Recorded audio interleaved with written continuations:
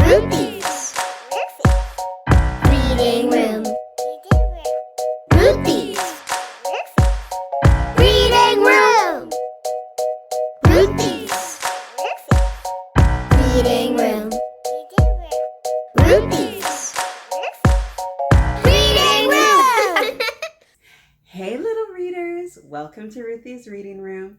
I'm Ruthy and this is my buddy Jaw. Who do you guys have with you? Do you already have your stuffy? Yeah? Oh, some of you do. Excellent.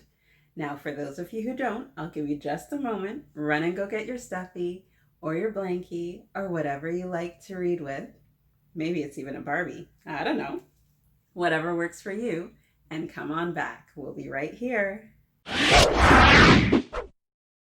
Okay, my little readers are on their way back. And are we all ready to ask the question? Which book is coming off the shelf next? Let's find out. Let's see. Da-da-da-da! Yasuke, The Legend of the African Samurai. Now, how did I do with the pronunciation? It looks like it should be Yasuke or Yasuke, but this is pronounced Yasuke. Have you ever heard of an African samurai? No, neither did I. So much learning that we can do when we look in a book. All right, I'm getting too far. Let us get ready to read our story. What do we need to do, kids? Let us put our listening ears on, put our hands in our lap, and let's use the reading glasses to check. Check in with all my friends. Yes. Oh my goodness, I see you all so clearly. And you're sitting nicely. Oh, someone likes samurais, huh? I see that. Very cool. So let's get into the book and find out more about Yasuke. I can't wait to learn more. What about you? You want to go? Yeah. Put you over here. Oh, let's move this book over a little bit. This will be one of my reads in another storytime video, so stay tuned. Yasuke, written by Jamal Turner and illustrated by Cesar R. Lista. This one is about a historical figure that we probably haven't heard very much about and likely didn't hear about in school. It's the first time I've heard of him, and I thought this would be so cool to share with all you little readers so that you would add to your knowledge base.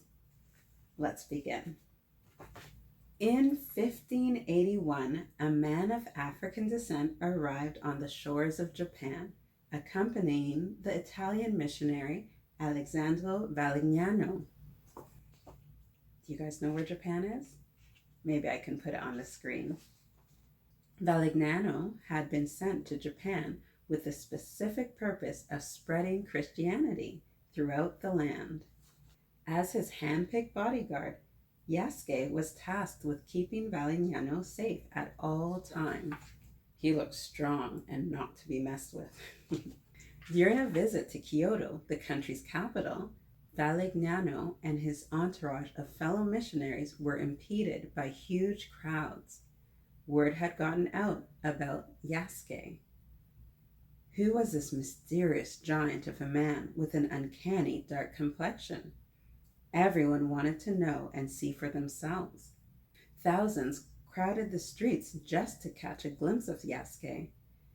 The chaos and excitement in the streets caused an unexpected riot that forced Yasuke to flee for his life. Wow, he drew a crowd. He eventually made it to the safety of a nearby missionary. Not long after, though, Oda Nobunaga, the most powerful warlord in all of the land, sent his men to retrieve Yasuke so that he could find out firsthand what all the commotion was about. I guess he got the attention of some important people. Thinking that Yasuke's appearance was nothing more than a hoax, he ordered his servants to strip the foreigner down to his waist and scrub him. Wow, I guess they weren't familiar with people with black skin. When he realized that Yasuke's skin was indeed naturally colored dark, he was amazed. Maybe he had never seen a black man before. It was 1581 after all. That night, a feast was thrown in Yasuke's honor. Having been in Japan for a few years, Yasuke was easily able to speak Japanese and regaled his hosts with stories of his past adventures. Nobunaga was so impressed with his guests that at the end of the festivities, Yasuke was gifted a small fortune. Very impressive. Not long after that fateful day, Nobunaga requested Yasuke's services and bestowed him with the official rank of samurai. He was also presented with a traditional Japanese katana, the prestigious symbol of all samurai warriors. So the story is coming together of how an African became a samurai. Yasuke and Nobunaga would go on to become close friends. He was even allowed to personally dine with the warlord, an honor afforded to very few. In addition to his new rank and sword, Yasuke was given a salary, a home, and his own caretakers. He really made an impression. It wasn't long before Yasuke was able to put his new sword to use. He went on to fight bravely at Nobunaga's side as the warlord battled against his enemies. Unbeknownst to either man, Akechi Mitsuhide, one of Nobunaga's generals, sought to overthrow his master. So one of Nobunaga's generals wanted to turn against him. That sounds like trouble. In 1582, Akechi finally made his bid for power. With an army of thousands of soldiers, he launched a surprise assault on the Honnoji temple, where Nobunaga and his small entourage were resting for the night. Uh-oh. Nobunaga had only a few people in his entourage, while Akechi seemed to have thousands. Yasuke and Nobunaga bravely fought against the massive enemy force, but they were severely outnumbered.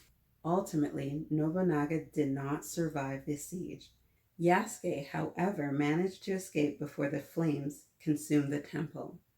He rushed to join the side of Oda Nobutada, the heir and rightful successor of Nobunaga. So he was loyal. Yasuke battled bravely against innumerable odds. Sadly, his efforts would ultimately prove in vain, as Nobutada's meager forces were no match for Akechi's massive army. It wasn't long before Nobutada met the same fate as his father. Yasuke was eventually captured and brought before Akechi.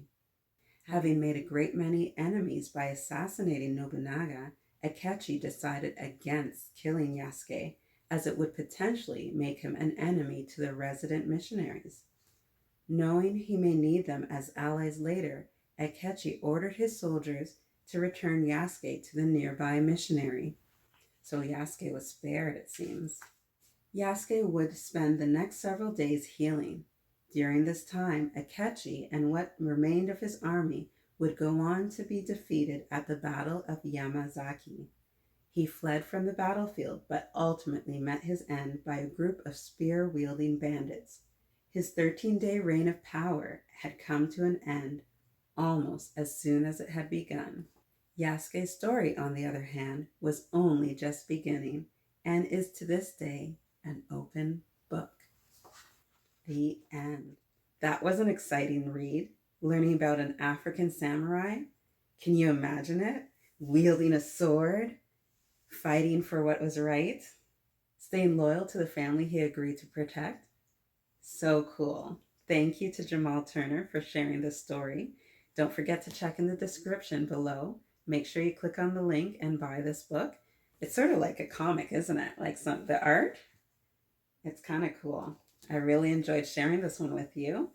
And I hope that you do, maybe, as the after story homework, search a bit more about Yasuke. Maybe if you're interested in samurais, that would be something cool to add to your knowledge bank. And remember, the best place to read is wherever you are with the book. Right, Tom? Oh, wow, you were paying really close attention. Hiya, hiya! That's great. Thank you for joining us in Ruthy's Reading Room for this hashtag BLM Feature Month event. This story has been a pleasure to share with you. Support the author, please. Please subscribe, give us a thumbs up, and hit the notification bell. I'd love for you to join us next time as we share another story with you. Happy reading, little readers. Bye. Ruthy's read it.